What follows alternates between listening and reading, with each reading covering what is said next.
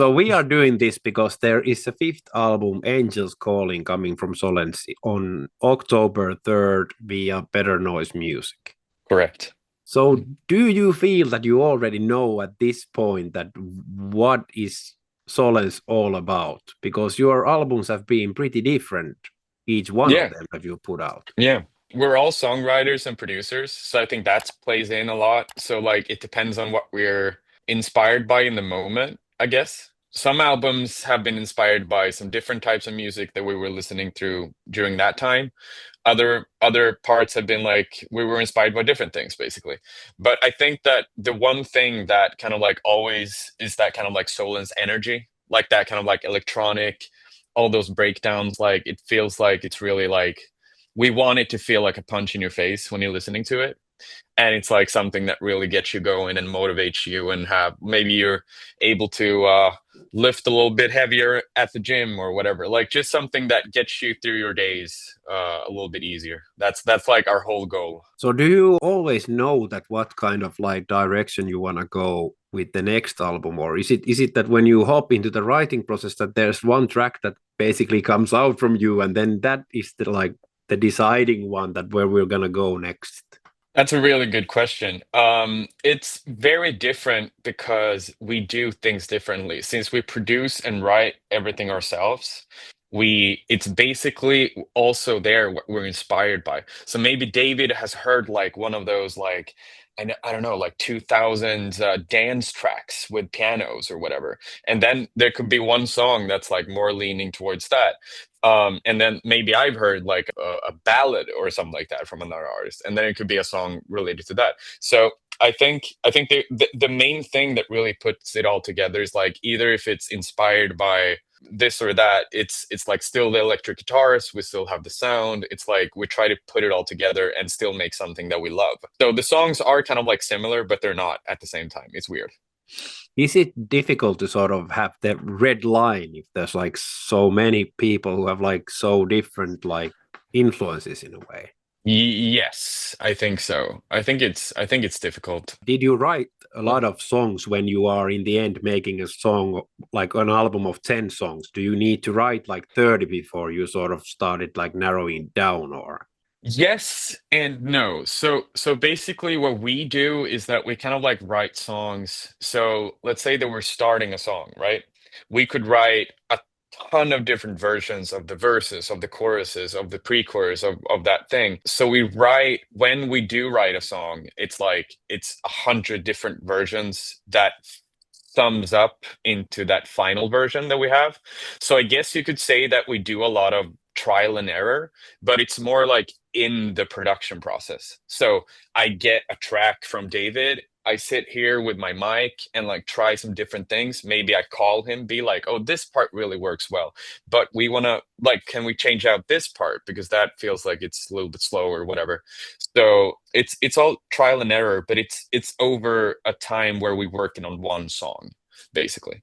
And that usually takes us like from start to finish, it usually takes us 2 3 weeks or something like that to make something that we feel happy about.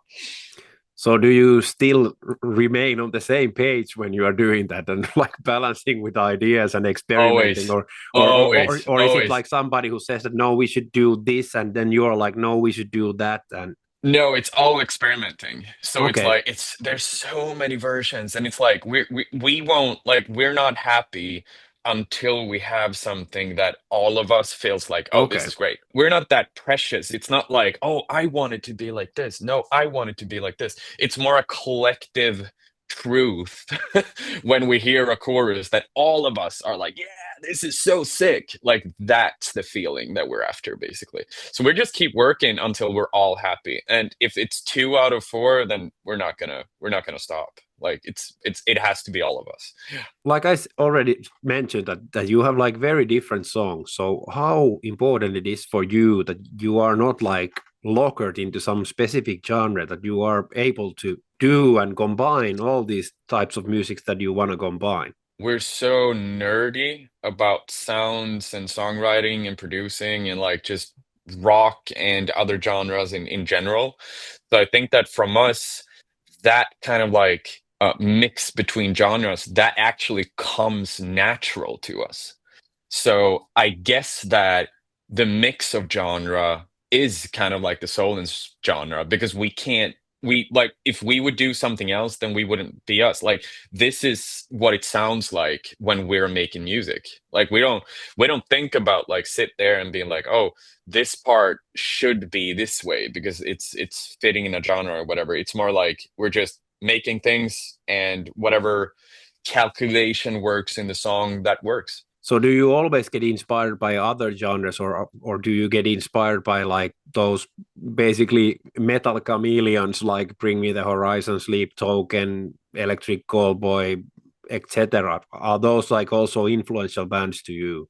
Yes, absolutely. I feel like since the base of our music is rock music and metal music, I feel like it's harder to be inspired by bands that are in the same genre because that is kind of like what we already have, if that Yeah, makes yeah, sense. yeah, We yeah. do have the guitars, we do have that kind of thing. So I feel like it's the parts that like that doesn't necessarily include like be in the metal genre. That's more what we get inspired by, like small sounds like something, but the base of the band is like In Flames, Dream Theater, Avenged Sevenfold, Raged Against the Machine, all of those acts that we've been listening to, metalcore bands, Of Mice and Men, Asking Alexandria, I mean, the list goes on. We're nerds, so we've been through all that metal, and that's what inspired us to make the band and play to this day, basically. So that's still the base.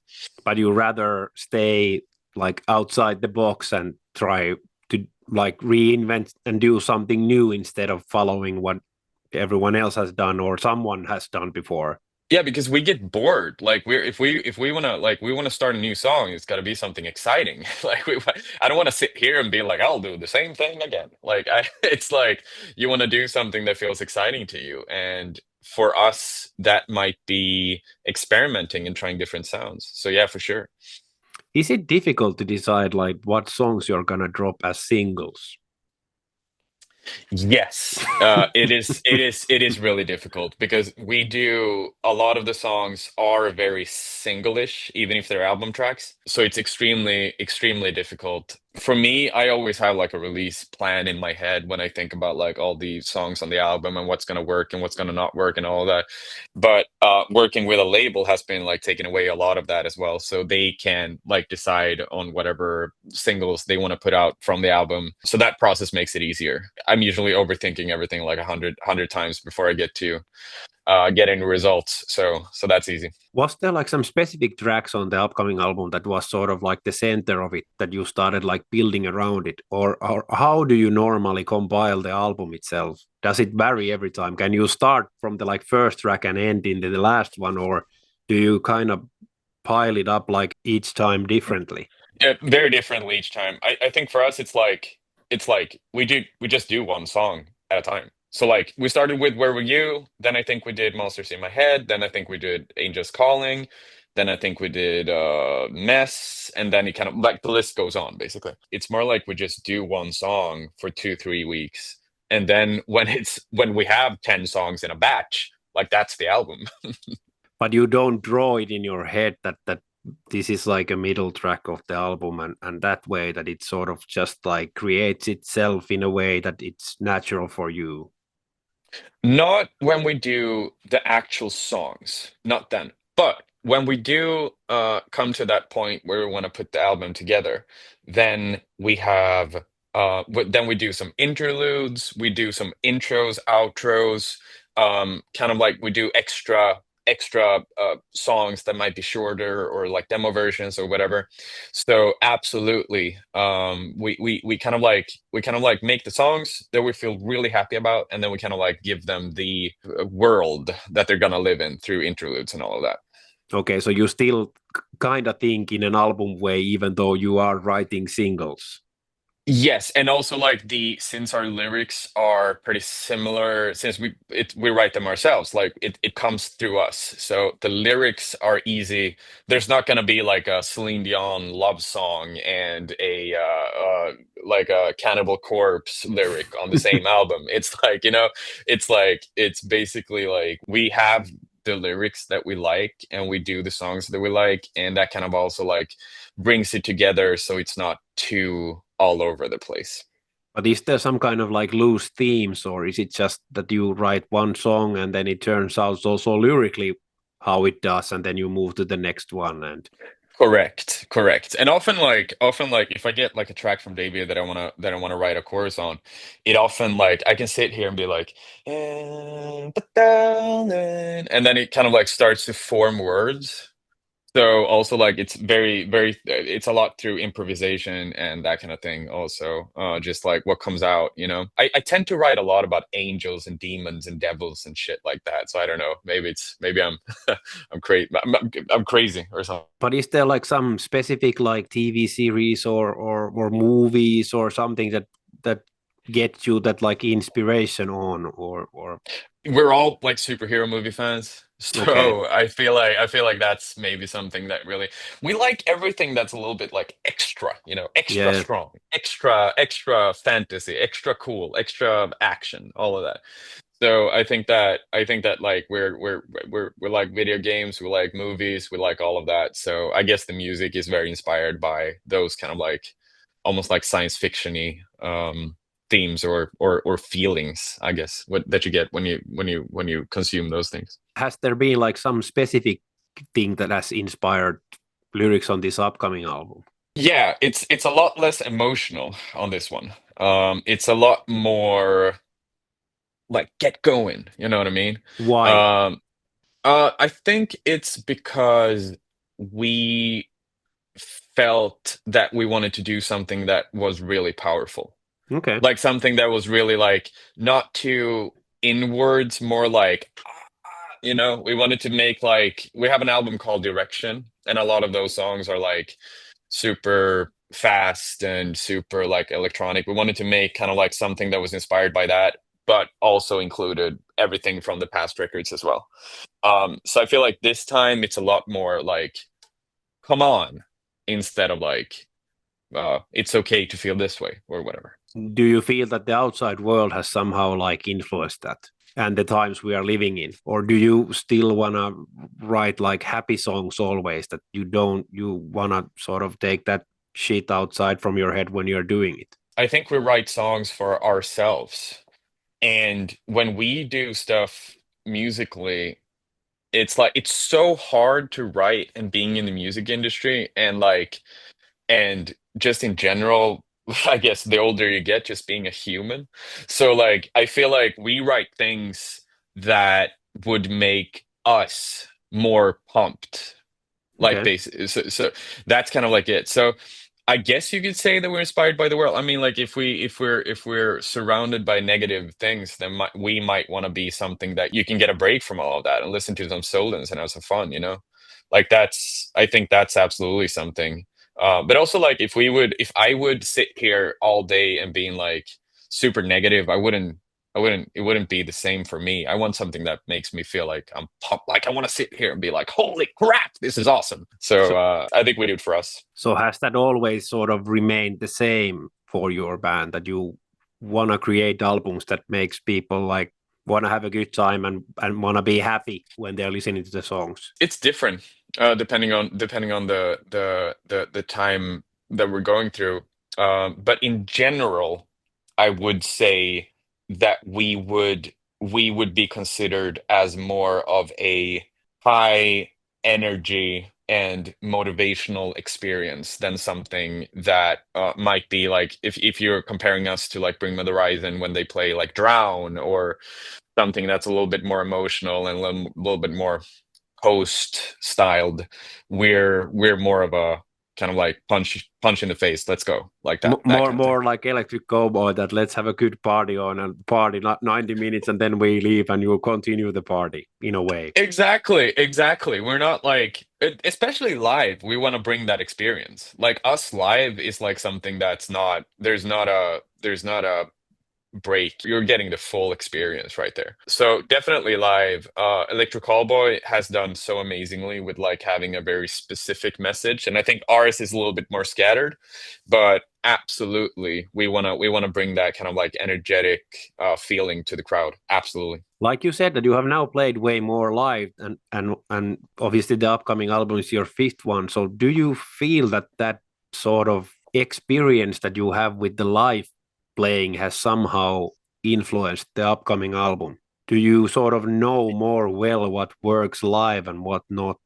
100%. We also played our first show, not the first show as a band, but as like a serious act or whatever. We played our first show in 2022 with Five Finger Death Punch in an arena. So like we got like from like writing Heaven in the pandemic and like writing all these songs without even any like conversation with any fan or like any we had no idea how it's going to turn out when we played live, you know? We just made music and continued to do it. And then we got thrown into the live thing, and that's been like such a learning experience. Like I went into Copenhagen Royal Arena without knowing what a tour manager was.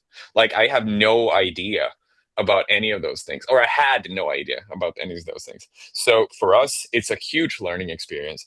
And also like just understanding the live business and the merch and all of that, and just understanding the logistics. And like you said, like just the response from the crowd has been such a pivotal point in our career that we kind of like we understood all the different factors of it and are now trying to navigate in all these whatever we can do to make all these things work out well for us. When you got thrown like straight away into the deep end, so to say, were there like something that was like surprising for you? Yeah, the panic and the burnout and the where do I start now? Well, it's all crazy. I mean, that was what we dreamed about, like all of us. So I think the first thing was the actual shock to see those crowds. Like I've never seen that before. I've never played that big of a crowd. Like I've never even played like 1,000 cap or like 500 before this. So like for us, it was insane. So I like immediately blacked out on stage, couldn't remember the lyrics, like all of that. But So that's, like I guess that's very normal. It would happen to any one of us, most likely. absolutely. But we got really thrown in indeed. We're really happy about it though, but like it was such an insane experience. In terms of touring, there is a tour with Yes, nothing sir. more, and there is two Yes, shows sir. also in Finland. Absolutely. We're coming back.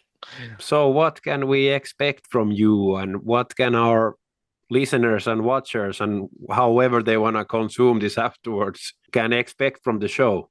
Dude, I'll tell you this. If they're not there, they're gonna be sorry. That's what I'm saying. This is gonna be a sick show. There's tons of good bands on this. Anchor is crazy. They're from Spain. They're awesome. They're gonna bring I saw them at Tuska, Finland, Yeah. last year, they were fantastic. Catch Your Breath, fantastic. Nothing More brings the heat, you know that. And we're gonna give you a show that you're probably never gonna see again. An experience that you never forget, Finland.